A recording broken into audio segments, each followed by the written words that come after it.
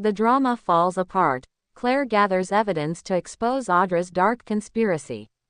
Whispers and secrets dance through the halls of Newman Media like phantoms in the night. Claire Grace had been silent too long, watching from the shadows, pretending to be just another pawn in Victor Newman's vast empire. But the game had changed.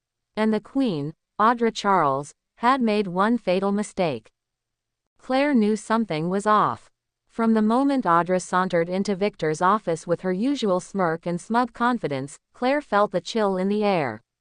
There was an edge to Audra's voice, a flicker of fear behind her eyes masked beneath layers of charm. Something was brewing, and Claire, who had once been the hunted, was now the hunter. The unraveling begins. It started with a slip of the tongue. Claire had been tasked with organizing contracts in the Newman archives, a task she found mind-numbingly dull, until she stumbled upon a shredded memo tucked beneath a pile of discarded files. Piecing it together like a jigsaw puzzle, Claire gasped. It was a confidential document, something Victor never signed but was somehow processed by the company. The signature was forged, and the person who had access. Audra Charles. Claire's heartbeat thundered in her chest. This wasn't just workplace manipulation. This was a full-blown conspiracy, and it reached higher than she feared. The web of deceit. Over the next few days, Claire played it cool. She smiled in the hallways, complimented Audra's new designer handbag, and even offered her coffee from Crimson Lights. But behind that pleasant facade, Claire was digging. She hacked into old security footage, noting late-night office visits. She found emails Audra had thought deleted, encrypted communications to an anonymous offshore account, under a codename, Vixen X. Claire shared none of this with Victoria or Nick. She needed undeniable proof.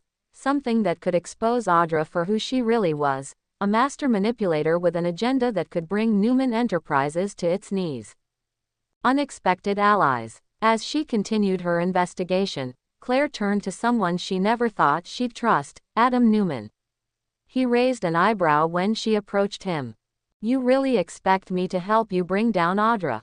What's in it for me?" Claire leaned closer. "Redemption. And a shot at taking back what's rightfully yours." Adam smirked. "Now that sounds like a deal." With Adam's tech skills and Claire's sharp instincts, the two formed a dangerous alliance. They traced wire transfers from Newman Media to shell corporations tied to Tucker McCall.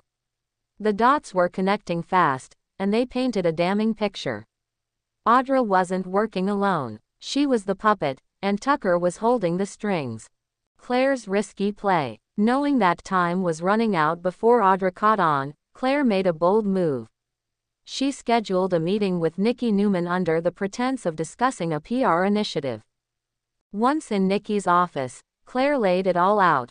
Forged documents, stolen funds, hidden files, emails connecting Audra and Tucker.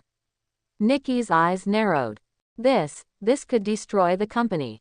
Claire nodded. Or save it. If we expose her now, we stop whatever she's planning. Nikki didn't say yes, but she didn't say no either. That was all the green light Claire needed. Audra smells blood. But Audra wasn't naive. She sensed the shift. Claire was watching her too closely. Adam had been seen lurking near her office. She confronted Claire directly. "You've been busy," Audra purred, blocking Claire's path outside the elevator. "Looking for skeletons." Claire kept her tone icy. "Maybe I found a few. You should be careful where you bury them." For the first time, Audra's smile faltered. The exposé. The next morning, all hell broke loose. An anonymous tip courtesy of Claire and Adam sent a bombshell dossier to every major board member at Newman. Attached: financial records, video footage, and an audio clip of Audra discussing a hostile takeover plan with Tucker McCall.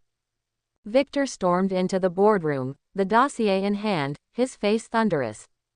Audra tried to spin it, claiming Claire doctored the evidence.